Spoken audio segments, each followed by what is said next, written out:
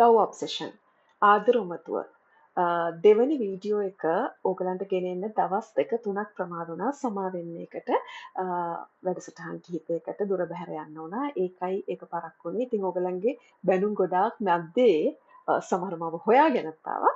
ඉතින් ඒ මැද්දේ ඔබට මේ වීඩියෝ එක ගෙනෙනවා. මේ ලව් ඔබ්සෙෂන් කියන එක අඳුනගන්නේ කොහොමද කියලා අපි කලින් වීඩියෝ එකේදී කතා කරා.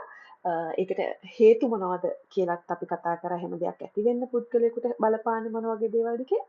ඔන්න මෙතෙන්දි වැදගත්ම දේවල් ටික කියන්න මම සූදානම්. ඒ තමයි කොහොමද අපි ඔබ්සෙෂන් එකකින් ගැලවෙන්නේ කියන එක.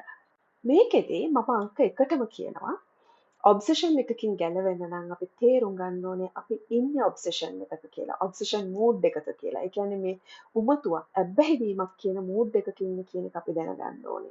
ඒ කියන්නේ අපි තේරුම් ගැනීම සහ අපි ඒ ගැන දැනුවත් වීම ඉතාම වැදගත් මේකෙන් ගැලවෙන්න. ඒක තමයි පළවෙනිම පියවර වෙන්නේ. දෙවෙනි කාරණාව. මේ දෙවෙනි කාරණාව හැම සම්බන්ධතාවයකටම අපිට ඇප්ලයි කරන්න බෑ. හිතන්නකෝ ලව් ඔබ්සෙෂන් එකක් හස්බන්ඩ් කෙරෙහි වයිෆ්ට ඇති වෙන්න පුළුවන්. වයිෆ් කෙරෙහි හස්බන්ඩ්ට ඇති වෙන්න පුළුවන්. ඉතින් අන්න එහෙම අවස්ථාවකදී මම මේ කියන්න යන කාරණාව ඇප්ලයි කරන්න බෑ. නමුත් ඔබ්සෙෂන් එකක් තියෙනවා නම් සමහර තැන්වලදී ඇප්ලයි කරනවා නම් ඉතාම හොඳ සහ ඉතා සාර්ථක පිළියමක් තමයි zero contacts යන එක. ඒ කියන්නේ සම්පූර්ණයෙන්ම contacts නැති කරලා දාන එක. සෝෂල් මීඩියා වලින් එතකොට ෆෝන් නම්බර්ස් වලින් මේ හැම දෙයකින්ම කන්ටැක්ට්ස් නැති කරලා දාන්න. මොනවා හරි මුදල් ගනුදෙනු මේ දේවල් සියලු දේවල් අ, සමතේකටපත් කරලා නැවත කිසිදු සම්බන්ධතාවයක් පවත්වන්නේ නැති මට්ටමට ඒ සම්බන්ධතාවය ගේනවා නම් ඔබ්සෙෂන් එකකින් ගැලවෙන්න එක සාර්ථකම පිළියමක් විදිහට පිළිගන්නවා.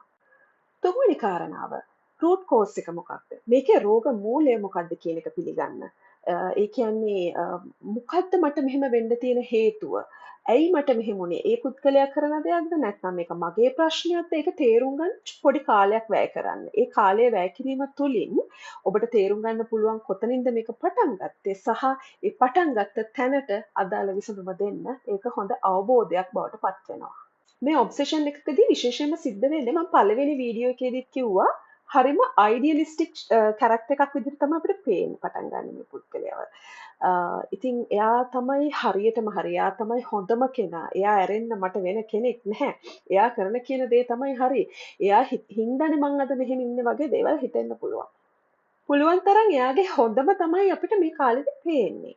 හැබැයි ඕන තරම් මේ පුද්ගලයාගෙන් ඔබට සිද්ධ වෙච්ච හානි, ඔබට සිද්ධ වෙච්ච අසාධාරණකම්, ඔබට මේක ටොක්සික් රිලේෂන්ෂිප් එකක් බවට ඔප්පු වෙන ඕන තරම් තැන් තියෙනවා. නමුත් හිත යන්නෙම එයාගේ හොඳ දේවල් වලට තමයි මේ ඔබ්සෙෂන් එකක ඉන්නකොට.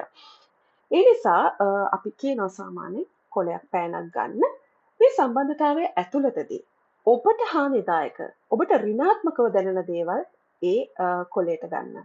ඒක ඇතුලේ ඒක තෙරපි එකක් විදිහට අපිට මෙනෙහි කරන්න පුළුවන්. ඒක අපිට රියලයිස් කරන්න පුළුවන්, මෙමරයිස් කරන්න පුළුවන්. අ, මෙතන මම රැඳී ඉන්න තියෙන හේතු කාරණා වලට වැඩිය මේක මම අතාරින්න තියෙන හේතු වැඩි නේද කියන එක අවබෝධ කරගන්න පුළුවන්. බ්‍රේකප් එකකදී වගේම මේ ඔබ්සෙෂන් එකකදීත් අපි කියන්නේ මේක කඩා ගන්න තියෙන තවත් එක හොඳ දෙයක් තමයි අපි අපේ එනර්ජි එක සම්පූර්ණයෙන්ම යොමු කරන්නේ මේ පුද්ගලයාටනේ.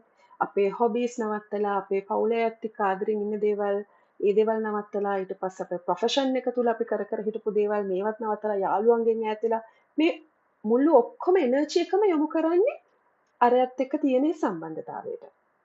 එහෙනම් අපි කියනවා ඒ එනර්ජි එක රිවර්ස් කරන්න.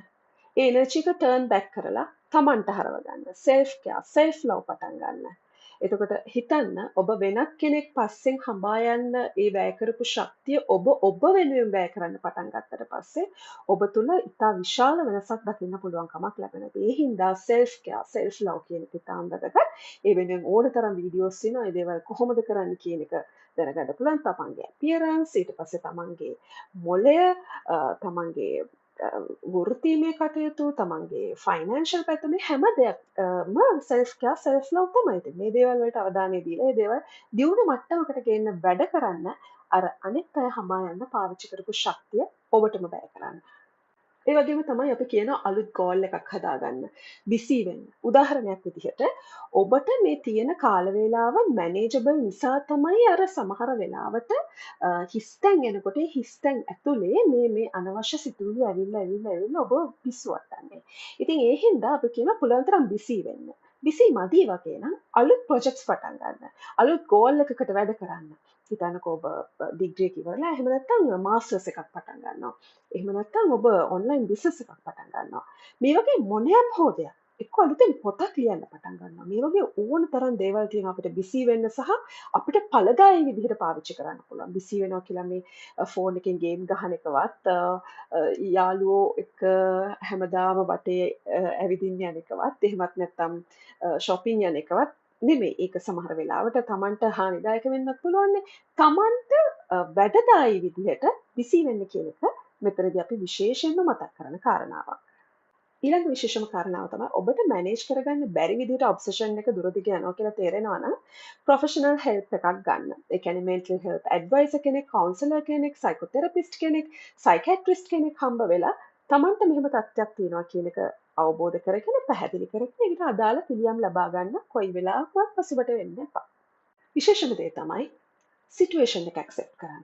වෙලා තියෙන්නේ මොකක්ද කියන එක අවබෝධ කරගන්නවා වගේම අපි ඒක බාර ගන්නත් ඕනේ. ඒක බාරගත්තට පස්සේ තමයි අපිට ඉස්සරහට කරන්න තියෙන දේවල් වලට ඔළුව හදාගන්න පුළුවන් වෙන්නේ. එතකොට ලෝකේ පුරා පිළිගත්ත දෙයක් තමයි ඉමෝෂනල් ඇටැච්මන්ට් එකක් එක ටොක්සික් වේගෙන එනවා නම් තමන්ගේ අතින් හෝ අනිත් කෙනාගේ අතින් මේක ඔබ්සෙෂන් එකක් කියන්නේ ටොක්සික් තත්ත්වයක් තමයි. එහෙම වේගෙන එනවා නම් නව ඉමෝෂනල් ඇටැච්මන්ට්ස් හදාගන්න කියලා මේ ලෝකේ මතයක් තියෙනවා. ඒක සාමාන්‍යයෙන් මනෝවිද්‍යාත්මකව ඔප්පු කරලා තියෙනවා. එහෙම අලුත් ඉමෝෂනල් ඇටැච්මන්ට්ස් වලින් අර ඔබ්සෙෂන්ස් අර ටොක්සික් රිලේෂන්ෂිප්ස් අපිට එවෙන් එන බලපෑම නැති කරන්න පුළුවන් කියලා. නමුත් මේක චුට්ටක් පරිස්සම් වෙන්න ඕන තත්ත්වයක්. මේක එහෙම ලේසි පහසුවෙන් කරන්න පුළුවන් දෙයක් නෙමෙයි. නමුත් ඒ වෙලාවට මොකක් හෝ ආදරණීය සම්බන්ධතාවයක් එක යාළුවන්ගේ පවුලේ ඒ අයගේ ඒ ආදරණීය සම්බන්ධතා අලුත් වෙනවා නම් අර ටොක්සික් ඇටැච්මන්ට් එකකින් චුට්ටක් ගැලවිලා අපිට හිත හදාගන්න පුළුවන් තත්ත්වයක් එනවා. ඉතින් ඒ හින්දා ඒ ගැන චුට්ටක් කන්සිඩර් කරන්න. අවසාන වශයෙන් ඔබට කාරුණික වෙන්න. මේ හීලින් ජර්නි එකේ සමහර දවස් ඉතාම අපහසු වෙයි. සමහර දවස් පහසුවෙන් ඉදිරියට ගලාගෙන යාවි. ඉතින් අමාරු දවස්වලදී මේ ජර්නි එක අතාරින්න එපා. කොහොම හරි මේ ගේම් එකේම ඉන්න ඔබට දිනන්න පුළුවන්. ඔබ සුවපත් වෙනවාමයි කියන විශ්වාසය ඇතිව ඉදිරි දවසට මුහුණ දෙන්න.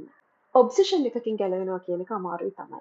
නමුත් ඔබේ ස්වයං වර්ධනයට, චිත්ත වේගවල යහපත් භාවයට ඔබට මේක කරන්නම සිද්ධ වෙනවා. ඒ හින්දා ඔබේ අවධානය මේකට යොමු කරමින් ඉක්මනින් ඔබ්සෙෂන් එකෙන් ගැලවෙලා හෙල්දි රිලේෂන්ෂිප් එකක ජීවත් වෙන්න වග බලා ගන්න.